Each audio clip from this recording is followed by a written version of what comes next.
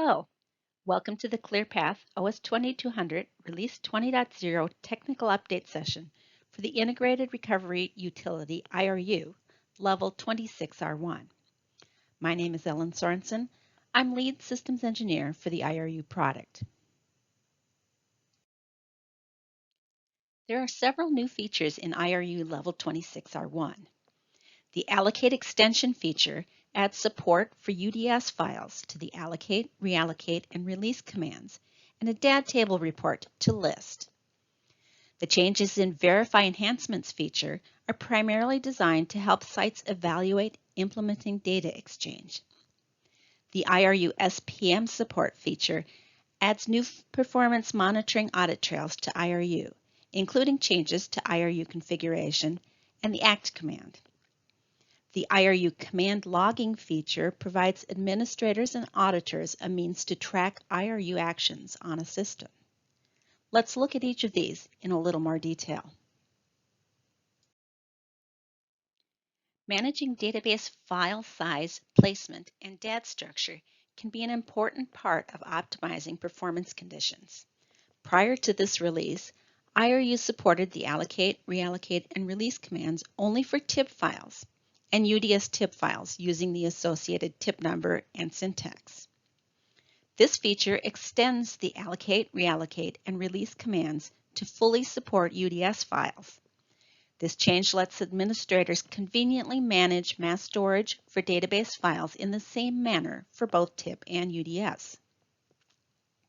We've updated the syntax to allow the use of UDS TIP and UDS exec file identifiers, as you can see on this slide. The remaining syntax for these commands is unchanged. A couple of notes in this feature. The UDS file must be down in order to execute these commands.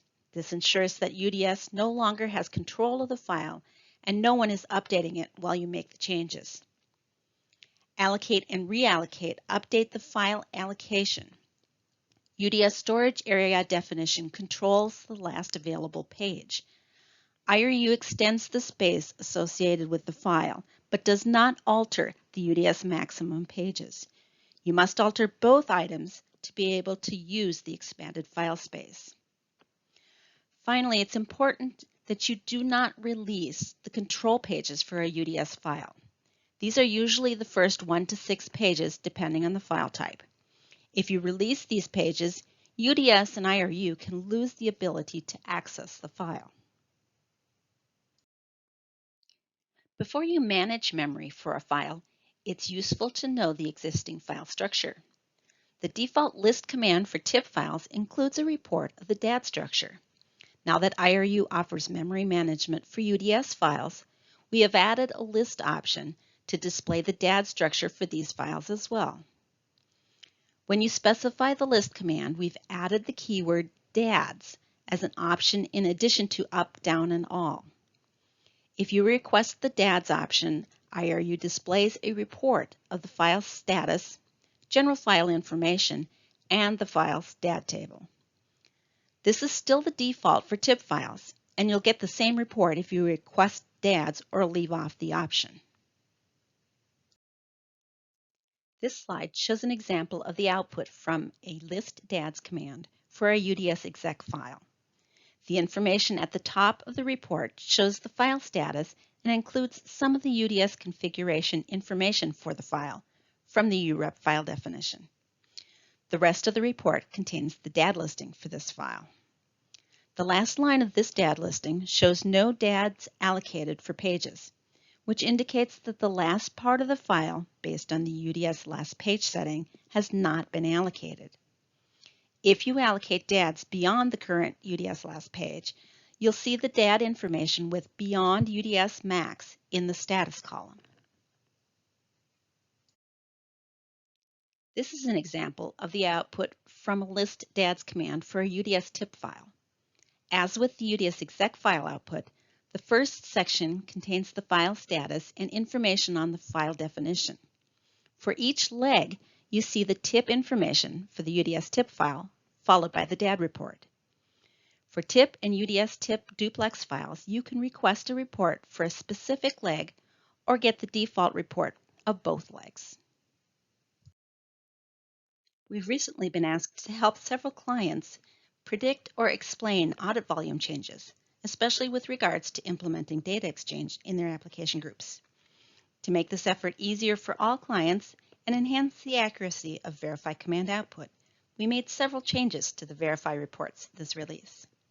We changed the record count summary labels for data exchange records to more accurately reflect their origin and use, and added a new DE control record subtype. We replaced the count of before looks with a count of compacted after looks in the detailed file summary for UDS files.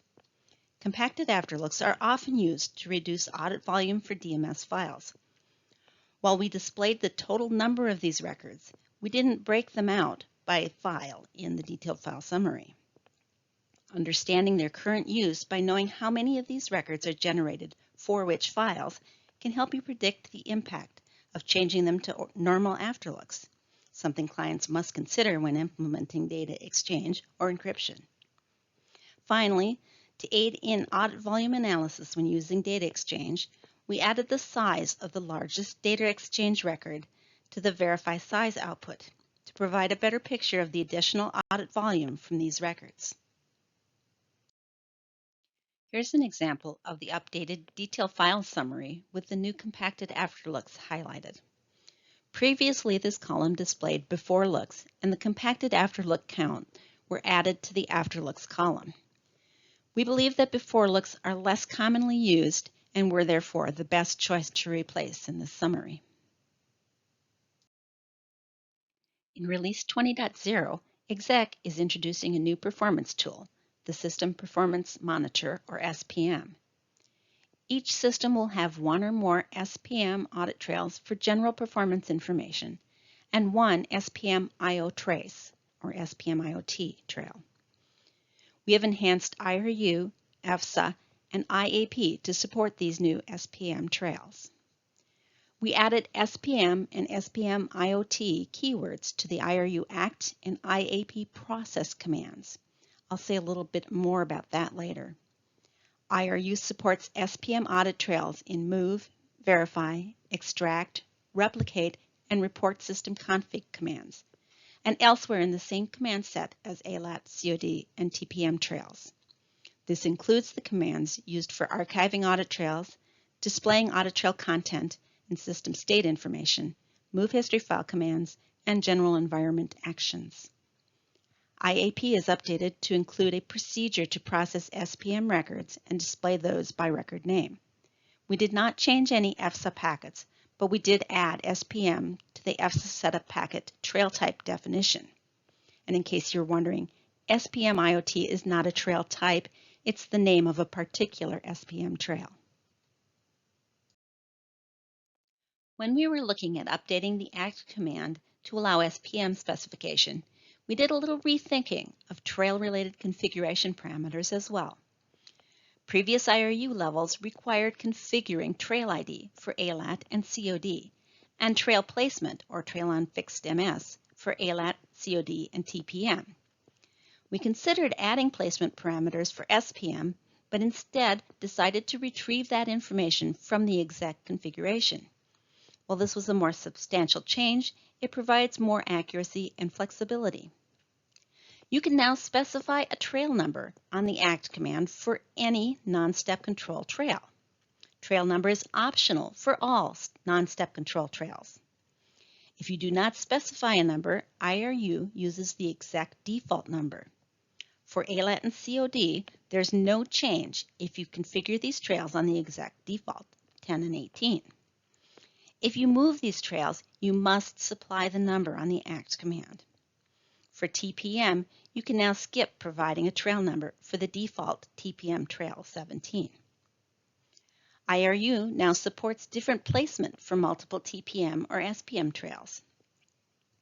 We've eliminated configuration parameters ALAT on fixed MS, COD on fixed MS, and TPM on fixed MS.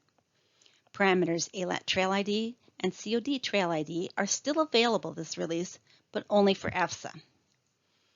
SPM and SPM IoT trails are the same trail type. The type is SPM. This has a somewhat unexpected side effect in IAP. Both IRU and IAP allow SPM and SPM IoT keywords, and IRU uses the default of 20 for SPM IoT. If you do not specify a trail number in IAP, IAP passes trail 0 to EFSA and lets EFSA fill in the default value. EFSA actions are based on trail type. Specifying SPM IoT in IAP without a trail number passes type SPM trail 0 to EFSA, and EFSA uses the default SPM trail number of 19. In response to several requests, we've implemented a command logging feature in IRU. Logging IRU commands lets your administrators and auditors track IRU and database administration activity on a system. The new configuration parameter, log IRU commands, controls when IRU issues requests to log IRU sessions and commands to the system log, or ALAT. This is a build time parameter. When the parameter is false, there is no impact to IRU. Setting the parameter to true adds a small amount of processing to each IRU command, as well as an increase to the system log audit volume. The log type is 16050, and this is a history class record. IRU issues the log requests whenever log IRU commands is true, but the system must also have history class logging enabled for audit control to accept these records. IRU does not log the entire IRU session at one time. Instead, IRU logs commands as they are executed. There is a start session record for the first ACT command, followed by one or more records for each executed command. Commands with syntax errors, omitted commands, or commands that are skipped after an ACT set error are not logged. IRU does not log the exact command syntax in the audited record. Some keywords are altered and the order of the keywords is not preserved. Groups are expanded so you can see the list of files actually affected by the command. And auto-filled or default options are included. We believe someone with a reasonable knowledge of IRU should be able to use the audit records to understand what was happening. Record formats are documented in the IRU Administration Guide and the System Log Operations and Support Reference Manual. We updated IAP to process IRU command records. This includes the basic record name for print format output and a new report format command option. Report format equals IRU command filters on IRU log records and displays a formatted report of each IRU log record. You can even select an additional filter on user ID or trail number. The TeamQuest LA product was also updated to accommodate these new records.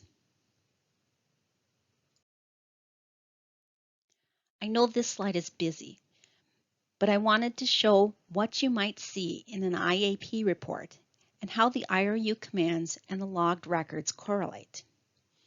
The first entry is a session record indicating someone has executed an ACT command to start an IRU session. This session is against App 1. Next, you see several IRU commands. Notice the group in the IRU command has been expanded into the actual file list, so you can see which files were involved. If you look closely, you can see that some of these commands are executed by different runs. The run ID and trail number are part of each record and are displayed on the first line in front of the command. Midway down, we see another session record, but a different user, and this one acting on the system log. As I mentioned earlier, you can filter on trail number or user ID, either original or generated, to get a picture of what's happening on a particular application or trail, or what a specific user is doing. Thank you for taking time to listen to this overview of the new IRU features. I hope you found this information useful.